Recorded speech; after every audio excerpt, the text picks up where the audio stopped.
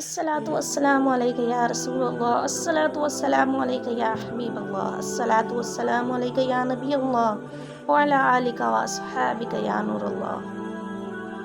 ناظرین، میں ہوں سعدیہ اشتیاق اور آپ دیکھ رہے ہیں سعدیہ اشتیاق اسلامک یوٹیوب چینل۔ تو ناظرین، آج کا میرا ویڈیو کا بہت ہی اہم ٹاپک ہے، تو آپ نے ویڈیو کو توجہ سے لاسٹ تک ضرور دیکھنا ہے۔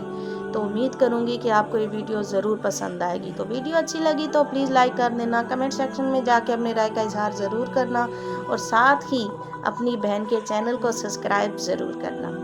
تو ناظرین، ویڈیو کا ٹاپک یہ ہے کہ جو لوگ وقت سے پہلے افطار کر لیتے ہیں ان کے بارے میں میرے پیارے آقا علیہ الصلوۃ والسلام نے کیا فرمایا ہے اور کیا وعیدیں ہیں۔ تو آپ نے توجہ سے ویڈیو دیکھنی ہے کہ اللہ کے رسول صلی اللہ تعالیٰ علیہ وآلہ وسلم فرماتے ہیں کہ ایک بار میں سویا ہوا تھا، فرشتے آئے اور مجھے معراج کی سیر کو لے گئے، اور راستے میں نے کیا دیکھا کہ چیخو پکار ہے۔ تو آپ نے فرشتے سے فرمایا کہ یہ چیخو پکار کیسی ہے، یہ کیسی آوازیں ہیں؟ تو اور ساتھ ہی آپ نے دیکھا کہ کچھ لوگ الٹے لٹکے ہوئے تھے، ان کی جھابیں کٹی ہوئی تھی اور ان سے خون بہہ رہا تھا۔ تو آپ صلی اللہ تعالیٰ علیہ وآلہ وسلم نے فرمایا کہ یہ کس وجہ سے اس عذاب میں گرفتار ہیں؟ تو اس فرشتے نے فرمایا کہ یہ وقت سے پہلے افطار کرنے والے لوگ ہیں۔ تو ناظرین دیکھیں آپ کہ کتنی سخت وعید ہے کہ جو لوگ وقت سے پہلے افطار کر لیتے ہیں۔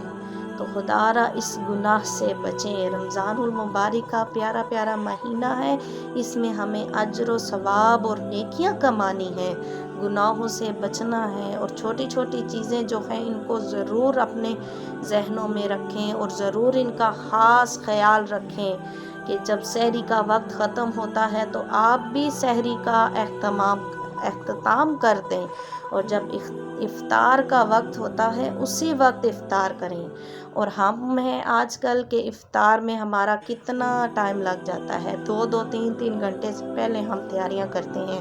اور ہمارے پیارے آقا علیہ الصلوۃ والسلام کی افطار کیا ہوتی تھی کہ آپ تازی کھجور سے افطار فرماتے، اگر تازی کھجور نہ ہوتی تو خشک کھجور سے افطار فرما لیتے، اگر وہ بھی نہ ہوتی تو پانی کا گھونٹ پی لیتے۔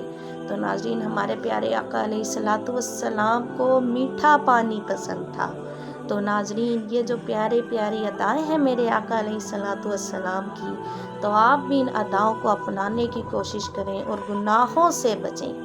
جزاک اللہ خیرہ، آمین۔